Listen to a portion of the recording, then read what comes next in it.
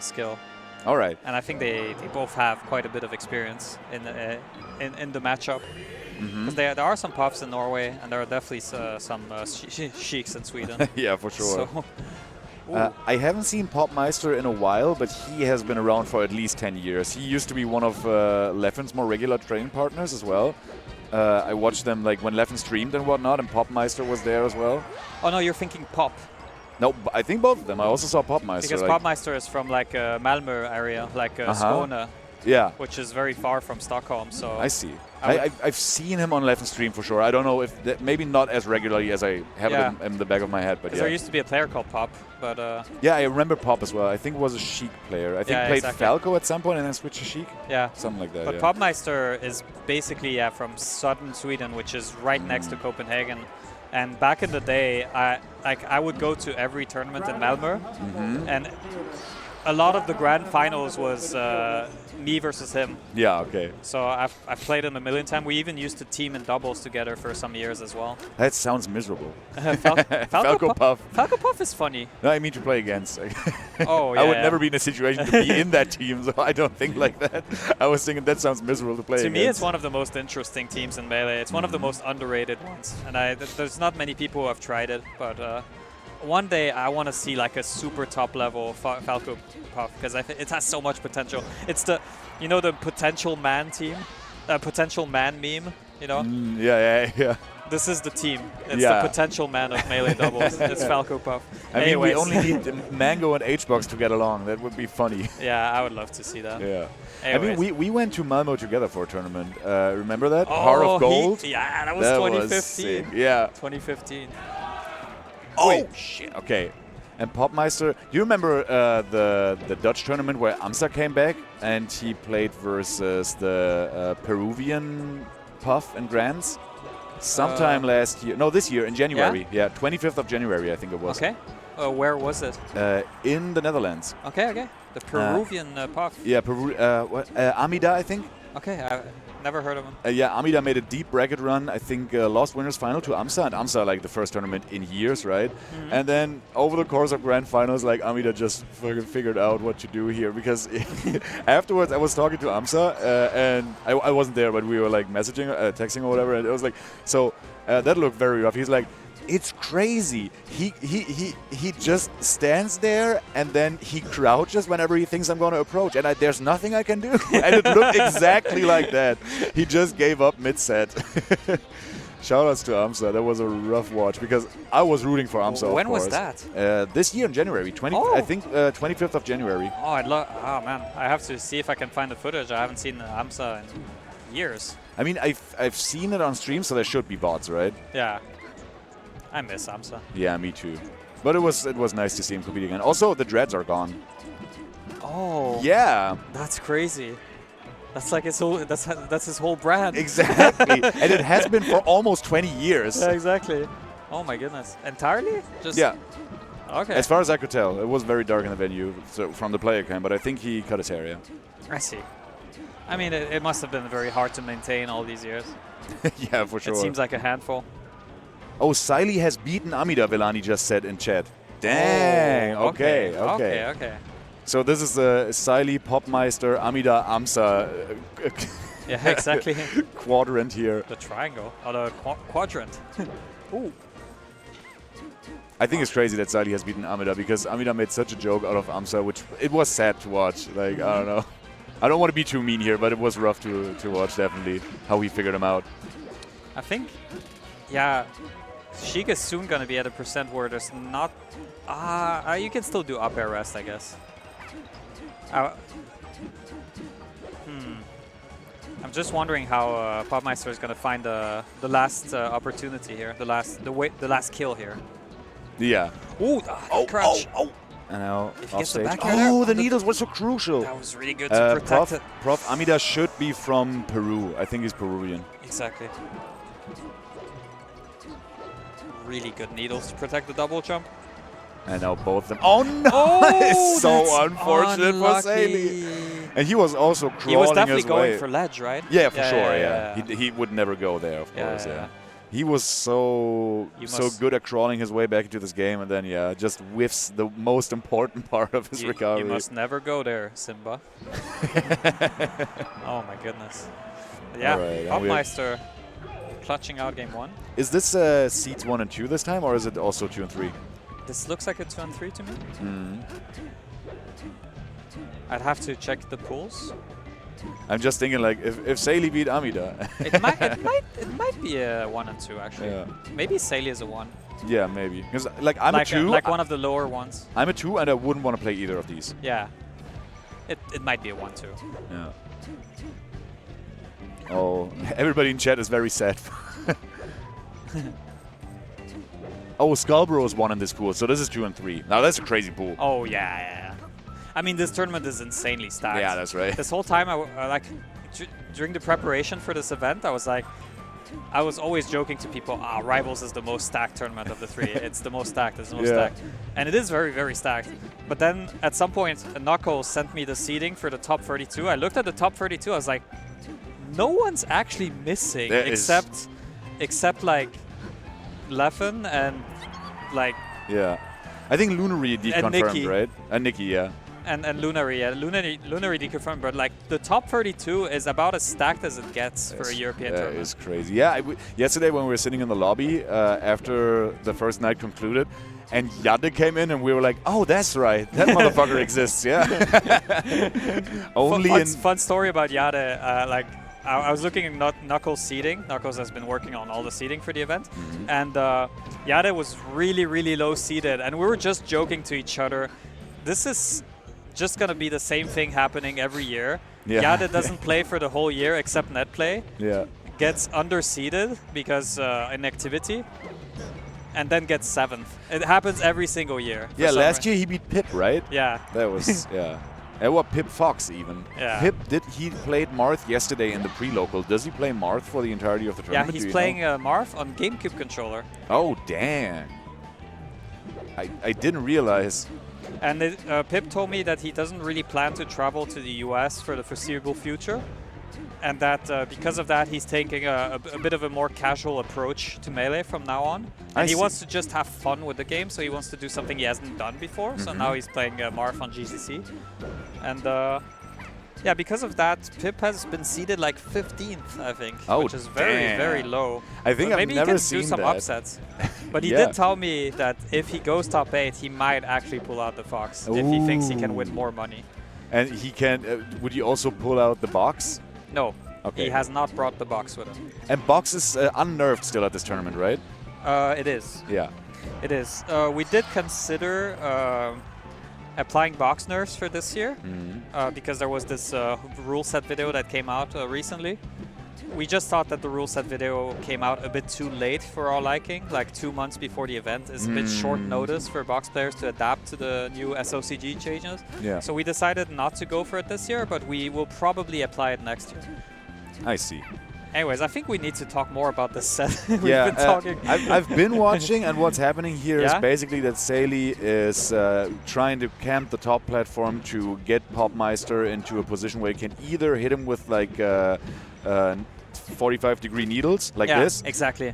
and then maybe he gets a follow-up. If he sees that he doesn't get a follow-up, he just won't go for anything. Exactly, for it's a anything Sheik else. classic. It's using platforms to your advantage, leveraging the threat of your shield drop options, like your shield drop forward air and back air, and mixing it with the needles to cover a lot of space diagonally. Yeah, And exactly. just creating a wall that Jigglypuff has to get through with these platforms. It's been kind of the Sheik calling card in this matchup for the last 10 years, basically, to play this matchup. Because Sheik players usually hate this matchup. Makes and this sense is to me. Yeah, the way they express their hate. This play style is seeding with hate. Problem is that if you don't get the lead early on, then this is a very rough to execute strategy. Because Exactly. Puff is very difficult to hit if she doesn't want to get hit by you. Yeah, Puff can also just decide to let Sheik approach if Puff has the lead. But when Puff doesn't have the lead, then you have to get through this big wall. This wall which wins game 2. Yeah, Very exactly. solid performance by Saile in the game too. Yeah, just didn't do much, and everything that he did was perfectly crafted in order to annoy the Puff player. And Poppmeister, a person not to get easily annoyed by his opponent, but it looked like he kind of lost the thread during the last minute of the game, because the first 3 minutes he was perfectly fine with, this going down the way it did, and then he was, trying to approach Saile, and Saile just, saw the holes in the approach of Puff, trying to jump multiple times, because there's always bad when Puff needs to approach upwards. But now there's no platform, so Saile has to find more creative ways to get out of corner situations and find more creative ways to land. So we're going to see how Poppmeister uses it to his advantage. Oh, let's see. I mean, the thing has him in the corner. Nice needles. Oh, this could be a kill. Up air. Yeah. Kill. And a kill. It's okay. Yeah. Now, that's very good for Saile, because I feel like the more percentage Puff gets, the easier it gets for Puff to wiggle out, or DI is super far away from the finishers from Sheik. Yeah. And to the sides, Puff won't die that early. You really need to hit that up air, especially on a stage like FD, because even though this was crazy insane close. SDI to get out of the jab reset. That was F-smash. crazy. Saile was just ready for that. And awareness, yeah. Usually it's from very canned setups, but this was a scramble, and he still got the SDI right there. That should be an F smash. This should be it, yeah. So yeah, this the stage, of course, because there's no platforms, working to the advantage of Poppmeister regarding the game that we saw. The strategy that we saw last game from Saile. But now on the opposite side, it's also that no, not on the same vein. I'm sorry.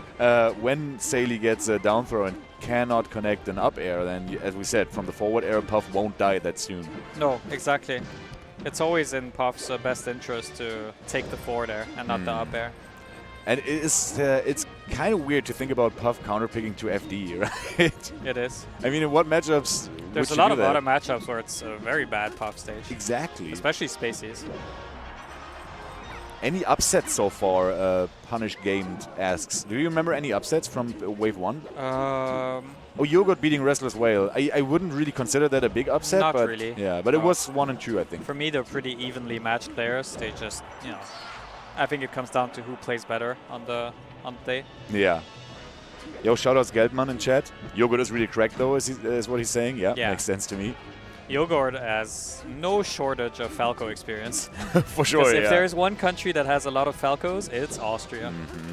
Also Germany. I think we have 5 or 6 Falcos in the top 20 now. Exactly. Much to my dismay, because it's a little bit boring to always have to dash out of lasers all the time. Yeah, exactly. Ooh, and that's going to be an F smash, and it's not going to be enough. Oh, perfect DI there. Not too far in, but not too far out either. When Saile makes it back now, this could be big. Doesn't get the follow-up on the option coverage. Already big for Saile here, having the center stage position here, and also gotten and 2 big hits. Yeah. Now he can do a pseudo version of what he did in the Yoshi's game. He doesn't have the platform, but he can still do a relatively similar strategy. That whiff grab must have been a mistake in some capacity, because there's no way that Poppmeister will be on the other side there.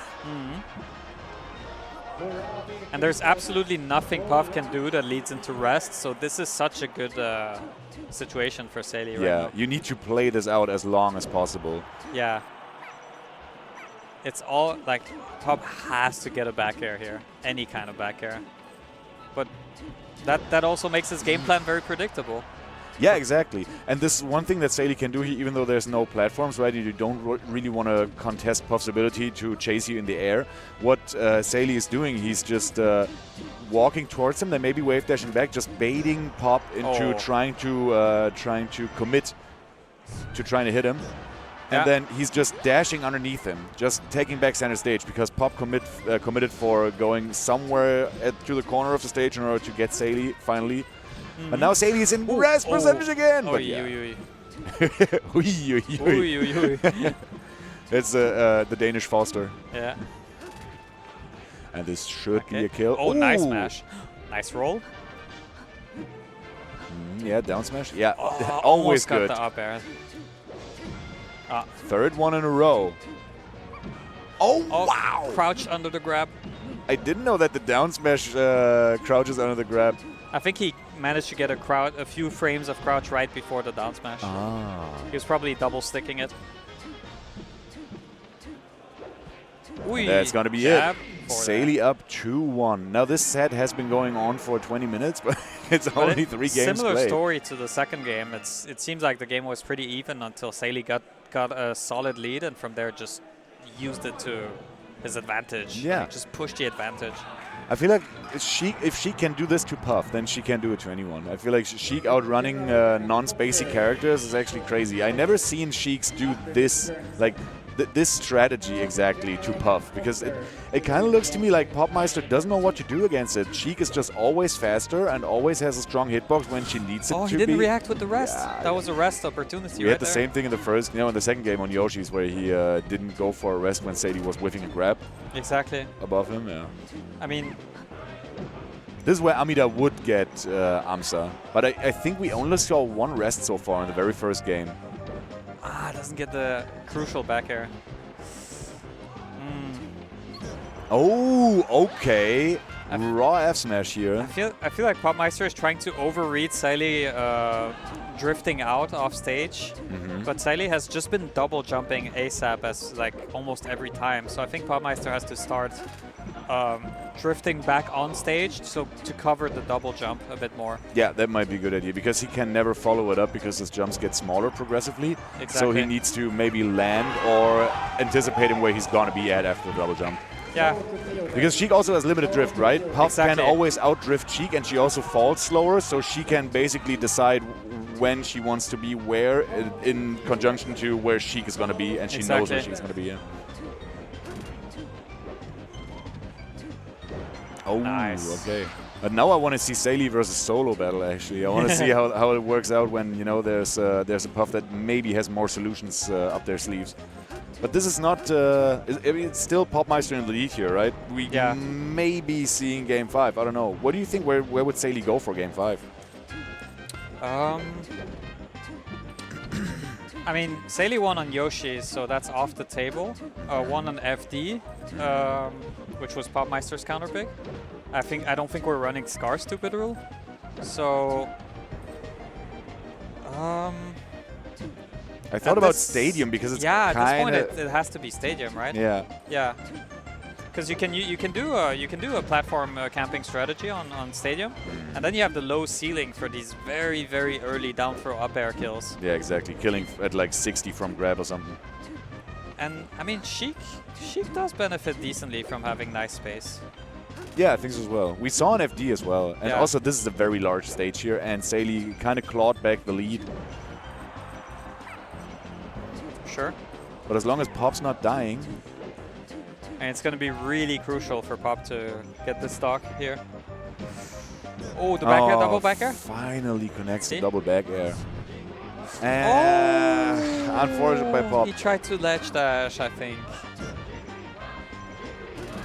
Ooh, the needles! Yeah, perfectly spaced the needles in order for Pop not to be able to contest the recovery of Saile, and now Saile has also been really, really good defensively, and like whenever Pop manages to get close to Sheik, Saile has been just really good at getting the rolls in time. He almost never got empty jump grabbed this game. Oh, Not a yeah, single that's time. right. He's been rolling every single time. He's just not been engaging in any scrambles, and Poppmeister has struggled to really chase down Sheik in these situations. Forward smash. An F smash, and kills off the top. No DI saves you here. Yeah. Too high. Puff F smash is ridiculously strong. I've always thought it's the move that looks the weakest and hits the strongest in melee. Like in terms of. I mean, she's a balloon weighing like 30 grams or something. Why would that be that strong? Kicks you like a kangaroo. It's crazy, yeah. Oh my goodness.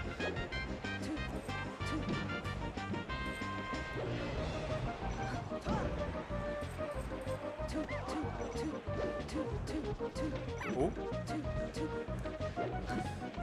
Uh-oh, this might be... Oh, wrong input. And Saile was just nodding. Yeah, that's right. That's all right. That's fine. You know fine. what? It's stage position. It's just 3 minutes and 45 seconds of this, and we got the set in the bag. Ooh, ooh, ooh. Ooh, okay. And that's going to be an up air? Up air, yeah. I think Pop could DI out more, but I don't know. At this stage, I think Fair would have killed as well. I think it's like, yeah, it's probably like a DI out and then DI in angle. DI out to take the forwarder and then DI in on the forwarder. Yeah, exactly, yeah. Uy, uy, uy. Oh, down throw up air still hits DI away, Zondi says in chat. Thank you very much. I see. Shit. Yeah, Why I do mean we ever think this matchup is bad for Sheik? I don't know. It seems pretty decent to me. Just if you don't want to engage and just want to play basically melee chess here. I think this matchup feels fine until you get hit by 4 rests in a row by a solo battle in 2 minutes. Yeah. Because I think if there's one thing solo battle, we've been talking about him, that he's incredible at, it's just landing good rests. That's right. Yeah, Which that's we haven't seen much of from Poppmeister. Saile has just been very good at avoiding the situations where he can get rested. I think it was just one rest in game 1, and that's also the game that Poppmeister won. Exactly, yeah. But I saw many rest opportunities, definitely, that he just didn't take. It's definitely not the easiest matchup to get rests in, but yeah, very solid performance. Like, Norway is undefeated. Yeah, right. Norway 3-0 now. Yeah, Norway.